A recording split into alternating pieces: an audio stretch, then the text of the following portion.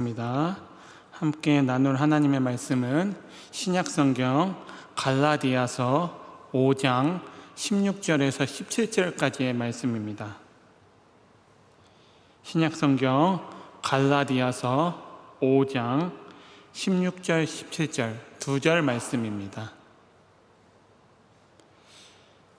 갈라디아서 5장 16절 17절 짧은 두 절 말씀이니까 우리가 목소리를 맞추어서 함께 16절부터 같이 읽도록 하겠습니다. 16절부터 읽겠습니다. 내가 이르노니 너희는 성령을 따라 행하라. 그리하면 육체의 욕심을 이루지 아니하리라. 육체의 소욕은 성령을 거스르고 성령은 육체를 거스르나니 이 둘이 서로 대적함으로 너희가 원하는 것을 하지 못하게 하려 함이니라. 아멘. 할렐루야.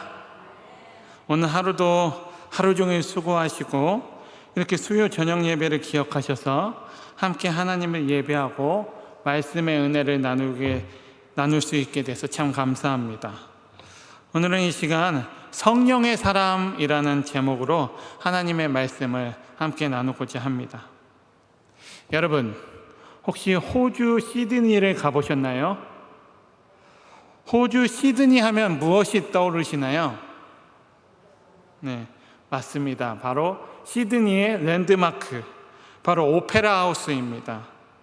아마 여기 가보신 분들도 계시겠지만 호주 여행을 갔다 온 주변 지인의 말을 들어보면 그 호주의 그 시드니의 오페라 하우스가 그렇게 웅장하고 멋있다고 합니다. 그런데 그 시드니 오페라 하우스를 관광하는 관광객 중에는 세 부류가 있다고 합니다. 그 오페라 하우스를 관광하는 부류가 세 부류가 있다고 하는데, 첫 번째 부류는 이제 시드니에 가서 내가 오페라 하우스에 왔으니까, 그 시그니처인 오페라 하우스에 왔으니까 그 앞에서 열심히 사진을 찍는 것입니다. 오페라 하우스를 배경으로 열심히 사진을 찍는 것입니다. 그리고 그것을 이제 자신의 SNS에 올리는 것입니다.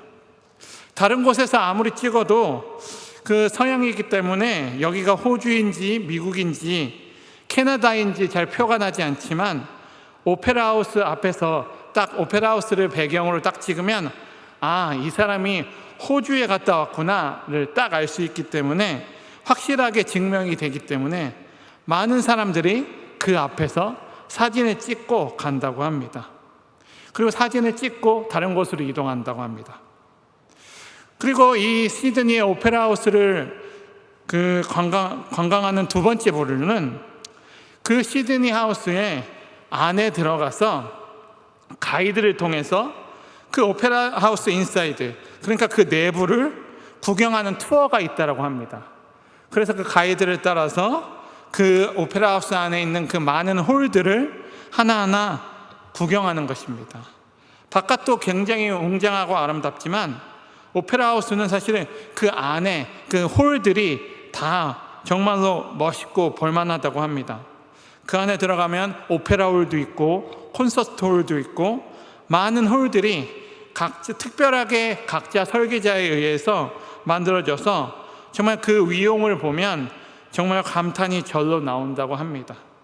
밖에서 보는 거와 건물 안에 들어가서 보는 것은 또 전혀 다른 느낌이 나는 것이죠.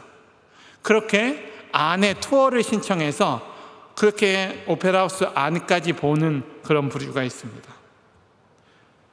그리고 마지막으로 세 번째 부류가 있는데, 마지막으로 세 번째 부류는 오페라 하우스에서는 그 오페라 홀과 콘서트 홀이 있다고 말씀드렸는데, 그 두 곳에서는 매일 하루도 빠짐없이 공연을 한다고 합니다.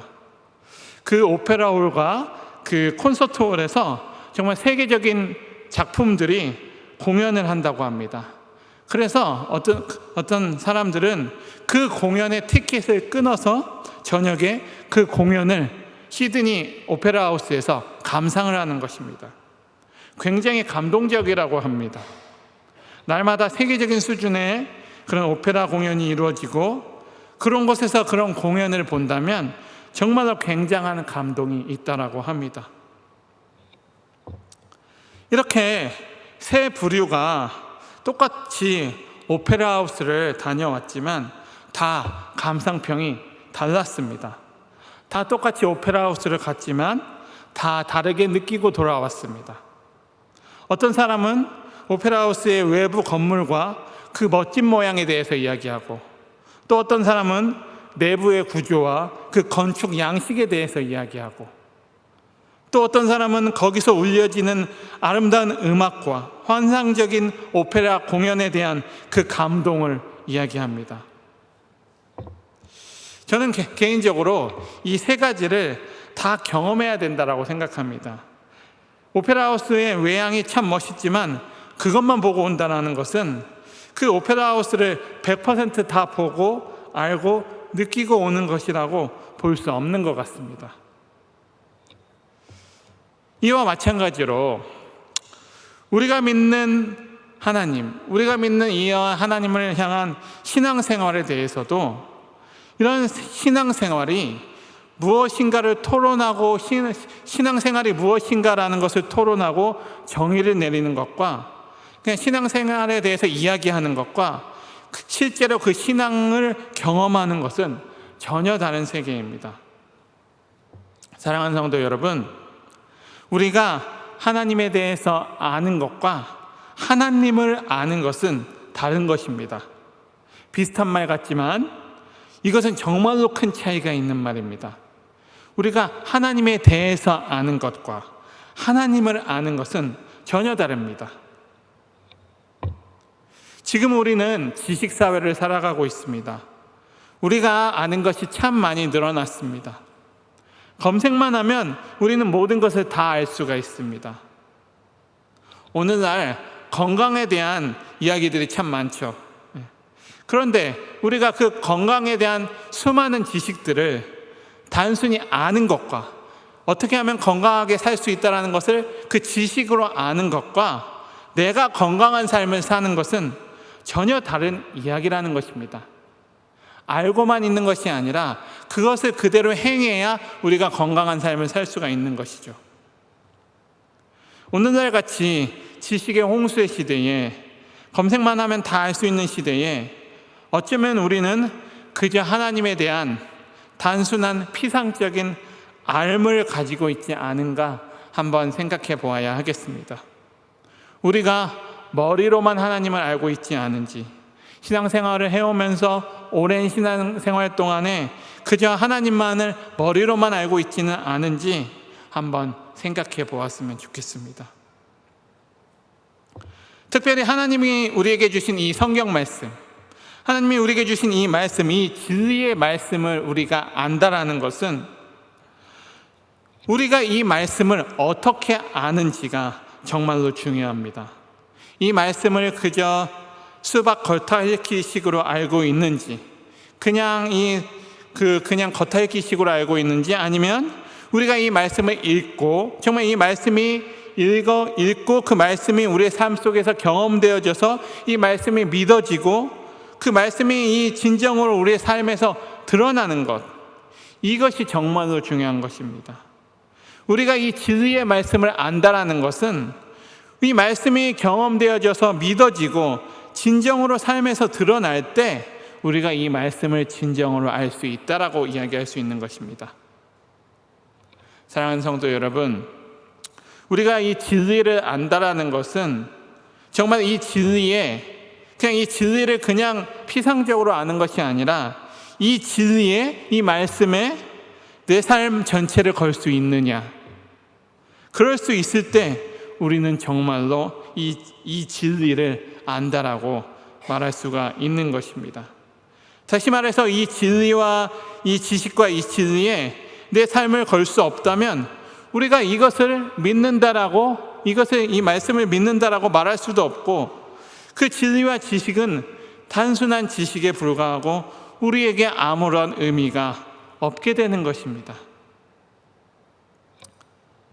그래서 우리가 이 말씀을 내 삶을 걸고 믿어지는 우리가 되길 간절히 바라고 원합니다. 빌립보서 3장 8절에 보면 사도 바울은 이 그리스도를 아는 지식이 가장 고상하다라고 이야기하고 있습니다. 그리스도를 아는 지식이 가장 고상하다라고 사도 바울은 이야기하면서 그 전과 후의 문맥을 살펴보면 그 그리스도를 아는 지식이 가장 고상하기 때문에 나는 세상의 모든 것을 다 해로 여겼다라고 이야기하고 있습니다. 내가 예수를 위해 내가 아끼던 모든 것을 다 버리고 내가 옛날에 추구하던 모든 것을 다 배설물로 여겼다라고 사도 바울은 이야기하고 있습니다. 그러니까 이 진리의 말씀에 그리스도를 아는 지식에 자기의 삶과 목숨을, 자기 삶 전체를 걸었다라는 것이죠.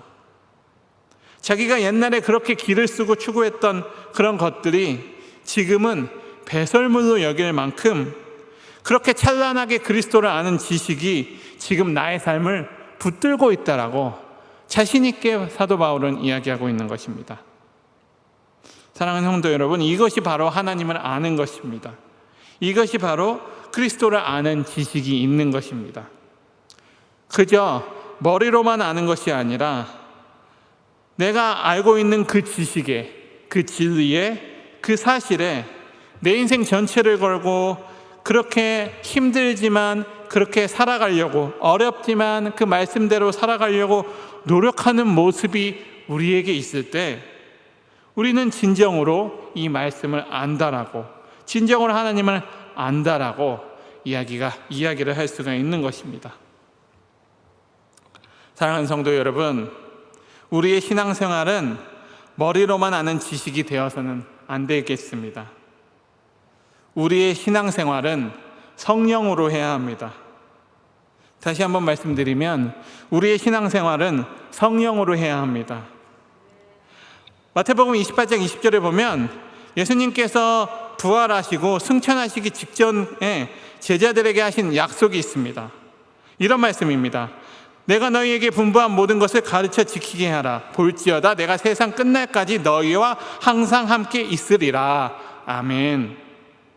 하나님이, 그러니까 이 예수님이 부활하시고 승천하시기 직전에 제자들에게 약속하신 것이 바로 이것입니다. 내가 세상 끝날까지 너희와 항상 함께 있겠다. 이것은 무엇을 약속하신 것일까요?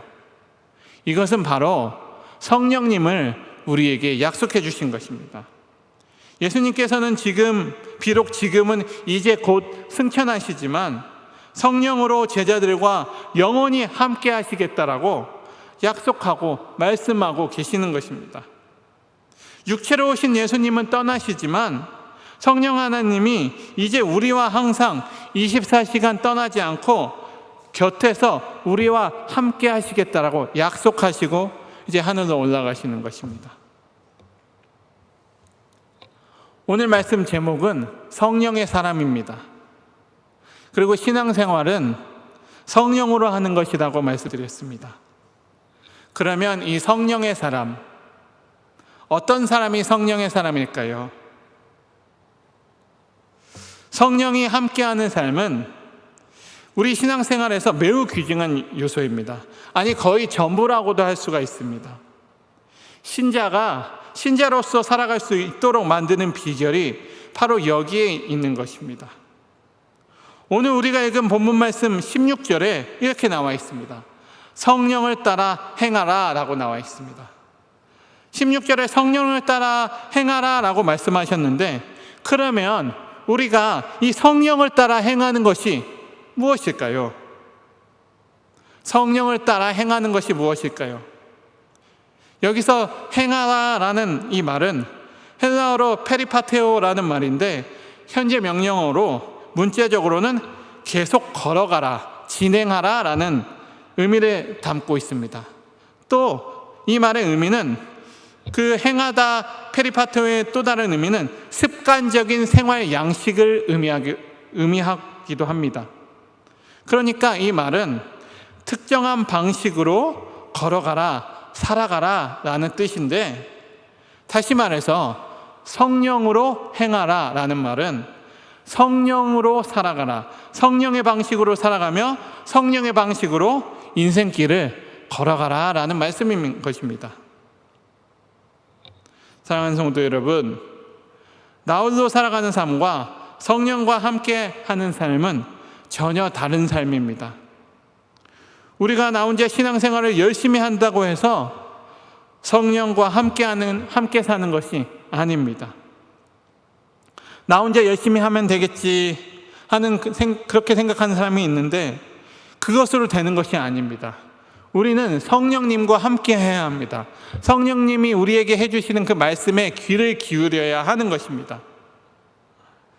나 혼자 열심히 하는 신앙생활은 금방 한계가 드러나게 되어 있습니다. 나 혼자 열심히 하는 신앙생활은 금방 한계가 드러납니다. 왜 그럴까요? 인간은 한계가 있기 때문입니다. 사랑하는 성도 여러분, 신앙생활은 성령님과 함께하는 생활입니다. 성령님과 함께 동행하는 것, 이것이 바로 신앙생활인 것입니다. 성령의 역사를 통해서 우리는 하나님을 기쁘시게 할 수가 있는 것입니다. 로마서 8장 15절에 보면 이렇게 나와 있습니다. 우리는 무서워하는 종의 영을 받지 않고 양자의 영을 받았다 라고 이야기하고 있습니다. 양자의 영을 받았다라고 하는 것은 아들의 영을 받았다라고 하는 것이죠. 우리가 하나님을 아버지라고 부를 수가 있게 되었다라는 것입니다. 우리와 함께 살아가시는 성령님의 임재를 하나님께서 우리에게 약속해 주신 것입니다. 또 요한복음 14장 18절에 보면 내가 너희를 고아와 같이 버려두지 아니하고 곧 너희에게 오리라 라고 말씀하셨습니다. 그러니까 이 말씀은 제자들에게 내가 너희를 고아와 같이 버려두지 않겠다라고 말씀하시는 것입니다. 그러니까 이 말은 다시 말하면 끝까지 너희와 함께 하시겠다는 말씀이시죠. 임마누엘입니다. 사랑하는 성도 여러분, 임마누엘의 뜻이 무엇인가요? 여러분들이 다 아시는 것처럼 하나님이 우리와 함께 하신다는 뜻입니다. 하나님께서는 더 이상 우리가 고아로 살지 않게 하시고 영으로 찾아오신 성령이 우리를 떠나지 아니하시고 영원히 우리와 함께 하시겠다라고 성경의 여러 곳에서 우리에게 약속해 주셨습니다. 이제 우리는 더 이상 고아로 살아갈 필요가 없다라는 것입니다. 사랑하는 성도 여러분, 우리가 종의 영을 받으면 늘 불안합니다. 안식이 없습니다. 눈치 보기 바쁩니다. 세상과 교회를 오고 가지만 그 안에 평안이 없습니다. 쉼이 없습니다. 왜 그럴까요? 그것은 종의 신분이기 때문입니다. 그러나 여러분, 우리는 이제 고아가 아닙니다. 우리는 하나님의 양자의 영을 받은 하나님의 자녀이고 성령님이 언제나 우리와 함께 하시는 성령의 사람입니다. 이 사실을 다시 한번 깨닫는 저와 여러분들이 되시길 간절히 소원합니다. 우리는 양자의 영을 받은 하나님의 사람입니다. 성령의 사람입니다. 그런데 우리 주변을 보면 아직도 고아가 아닌데 고아같이 살아가는 사람들이 많이 있는 것 같습니다. 교회에 와도 여전히 불안하고 쫓기는 사람이 많이 보이는 것 같습니다. 그리고 이러한 신앙생활이 마치 나의 안위를 위해서 신앙생활을 안 하면 안 되는 것으로 여기고 힘들게 신앙생활을 하는 그런 사람도 우리가 종종 볼 수가 있습니다. 그렇게 불안해하면서 신앙생활을 하는 사람들이 더러 있습니다. 고아가 아니라고 하는데도 고아처럼 살아가고 있는 것입니다. 그런 사람들은 왜 그렇게 살아가고 있는 것일까요? 그 이유는 그 삶 속에서 성령님의 임재를 경험하지 못했기 때문입니다. 성령님과 함께 살아가지 못하기 때문입니다. 하지만 우리가 성령님과 함께 살아간다면 우리는 왕의 자녀로서 이 세상에서 당당하게 살아갈 수가 있는 것입니다. 바라기는 우리 성도님들 모두가 다 성령님과 함께 왕의 자녀로 그렇게 함께 당당하게 살아가는 저와 여러분들 되시기를 간절히 소망합니다. 사랑하는 성도 여러분, 여기서 우리가 한 가지 중요하게 알아야 할 사실이 있습니다. 그것은 우리가 신앙생활을 하면서 우리가 매 주일에 나와서 하나님께 예배드리고 봉사하고 사역하는 것이 우리의 신앙생활의 전부라고 한다면 그것은 큰 오산이라는 것입니다. 우리가 그저 주일에 나와서 주일 성수로 만족하고 있다면 우리는 많은 것을 놓치고 있는 것입니다. 그것은 마치 오페라 하우스 앞에서 사진만 찍고 가는 것과 똑같은 것입니다. 사랑하는 성도 여러분, 우리는 모든 순간 매 순간 우리 삶 전체를 통해서 하나님과 함께 살아가야 합니다. 모든 순간 하나님을 알아가려고 노력해야 하는 것입니다. 하나님을 아는 것이 정말로 중요합니다. 사랑하는 성도 여러분, 신앙생활은 성령을 따르는 생활이라고 했습니다. 그리고 오늘 우리가 읽은 말씀을 보면 우리가 성령을 따라 행하면 육체의 소욕을 이루지 않는다라고 나와 있습니다. 육체의 욕심을 이루지 않는다라고 나와 있습니다. 성령을 따라 행하면 육체의 욕심을 이루지 않는다고 했는데 여기서 이루지 않는다라는 것은 육체의 욕심을 채우지 않는다라는 것입니다. 사랑하는 성도 여러분, 우리가 성령님과 함께 살아갈 때 우리는 우리 안에서 영과 육체의 일이, 영의 일과 육체의 일이 얼마나 다른가를 깨닫게 됩니다. 우리는 육체의 욕심이 끊임없이 생겨납니다. 우리의 신앙이 우리의 영에 살아가는 것과 육체에 살아가는 것은 어마어마한 차이가 있다는 것이죠.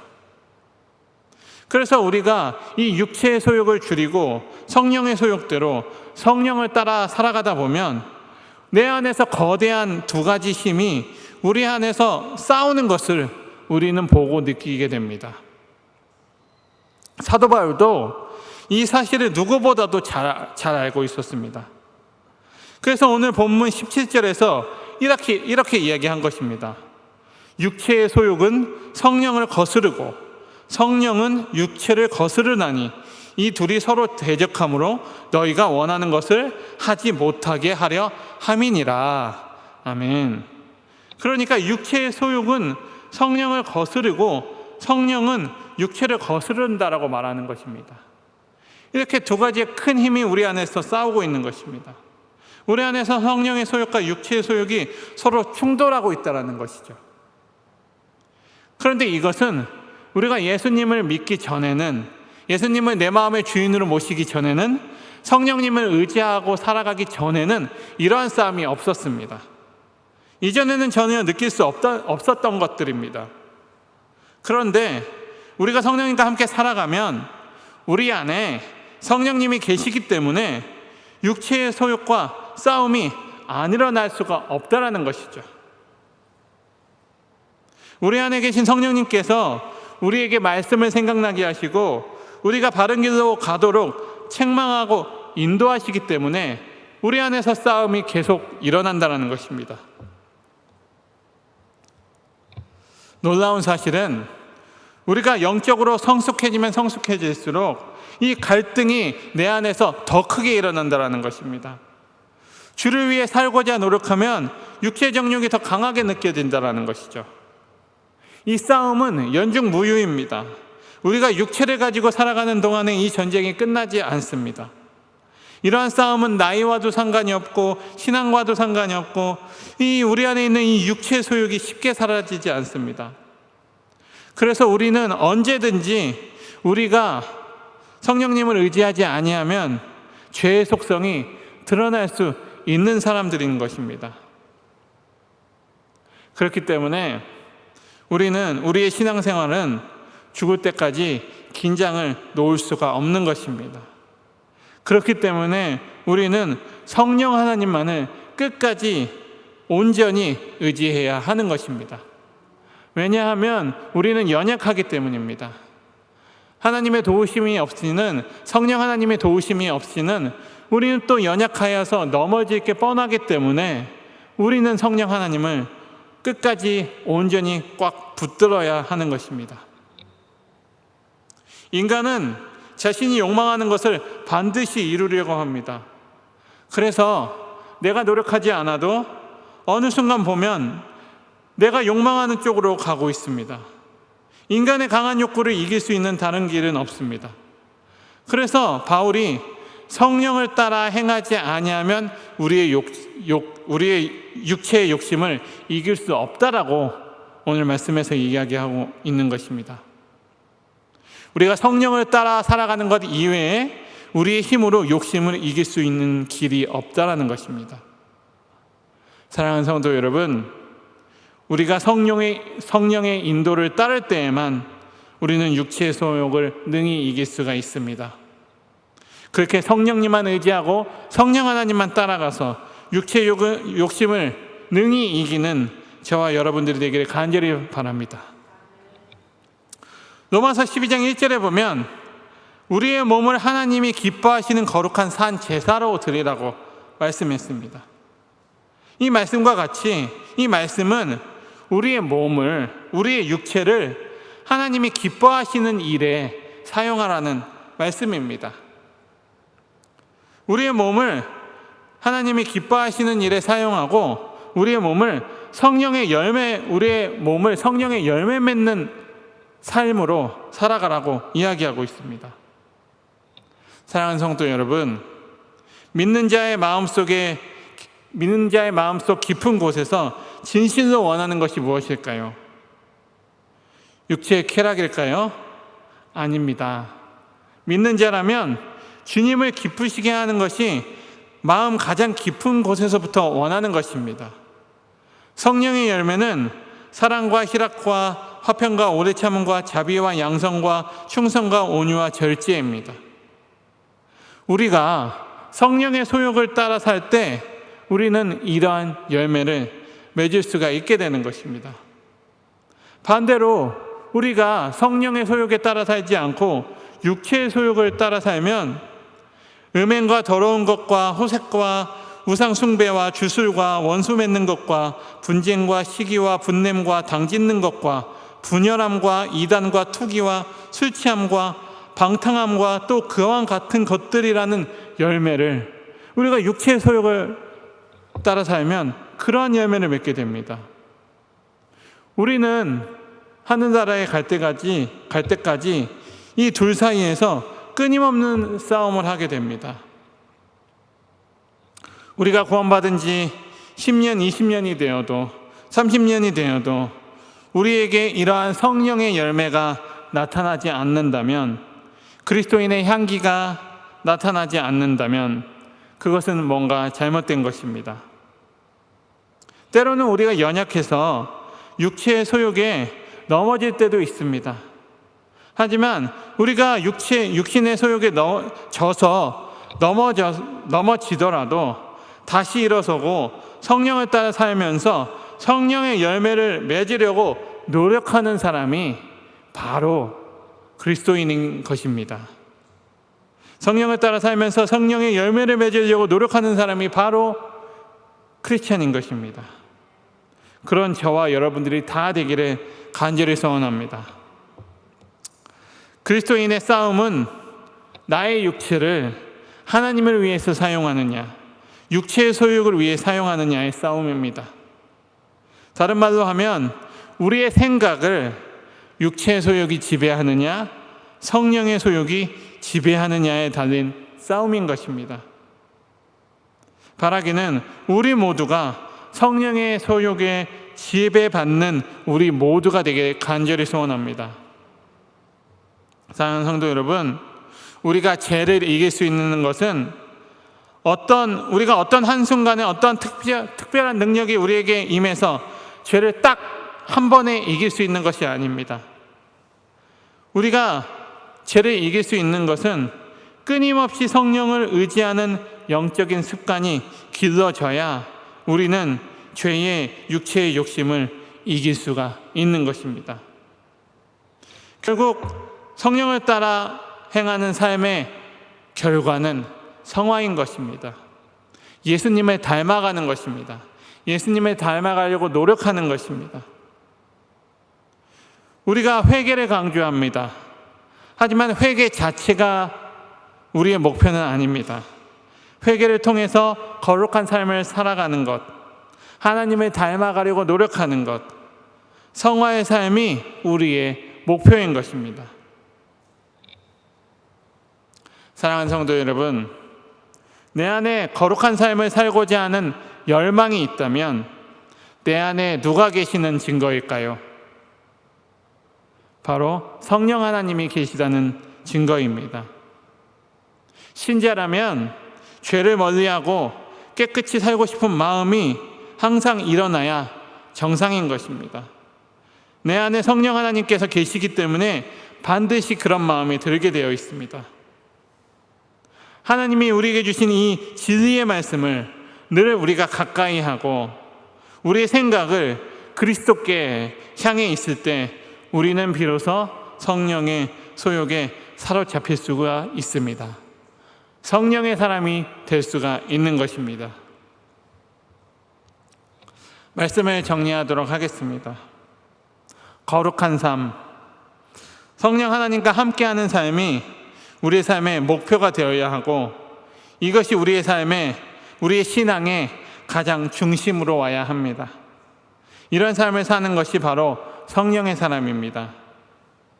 우리가 예수님을 인격적으로 만나기 전에는 우리에게는 선택권이 없었습니다.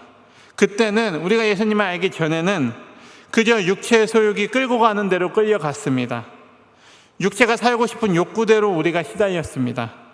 하지만 이제는 우리 안에 성령 하나님이 계시고 그 성령 하나님이 우리에게 오셔서 떠나지 않는다라고 말씀하셨습니다. 그 성령은 우리를 떠나지 아니하시는 영이시고 우리가 실패했다 하더라도 우리가 또 넘어진다고 하더라도 우리를 다시 일으켜 주시는 영이십니다. 그 성령 하나님만을 의지하는 저와 여러분들이 되기를 간절히 소망합니다. 그리고 우리가 이 끊임없는 영적인 싸움에서 우리가 날마다 성령의 소욕을 따르며 승리한다면 세상 사람들은 우리를 다르게 볼 것입니다. 우리에게서 그리스도의 향기가 풍길 것입니다. 그리고 그 향기를 맡은 사람들은 우리에게 세상과 다른 이유가 무엇이냐고 물어올 것입니다. 사랑하는 성도 여러분, 신앙생활은 성령으로 하는 것입니다. 성령의 소욕에 이끌림 받기 위해서는 우리가 함께 모여서 하나님이 우리에게 주신 이 말씀을 나누고 격려하는 것이 필요합니다. 초창기 그리스도인들은 늘 주님에 대한 것들로 이야기하며 받은 은혜를 나누며 밤새 교제했습니다. 늘 주님을 높이고 말씀을 나누며 주님의 오심을 기다리며 살아가는 우리 모두가 되길 간절히 원합니다. 그리스도인으로서 이러한 교제를 나누며 영적 싸움에서 승리할 때 그 즐거움은 말로 다 할 수가 없는 것입니다. 마음속으로부터 솟아나는 기쁨을 맛본 자만이 그 기쁨을 알 수가 있는 것입니다. 사랑하는 성도 여러분, 우리가 이제 다음 주부터 부흥회가 시작이 됩니다. 우리가 모이기에 힘쓰는 우리 모두가 되었으면 좋겠습니다. 모이기에 힘쓰고 성령 하나님의 인도하심을 받는 우리 모두가 되었으면 좋겠습니다. 성령 하나님의 인도하심으로 우리의 삶을 온전히 성령님께 맡겨드리는 우리 모두가 다 되기를 간절히 소원합니다. 성령 하나님만을 의지하면서 성령의 사람으로 성령 하나님의 인도함을 받아서 성령의 소욕으로 살아가는 우리 평강교회 모든 성도님들이 되시기를 주님의 이름으로 간절히 축복합니다. 아멘. 이 시간 우리 찬양하고 기도했으면 좋겠습니다.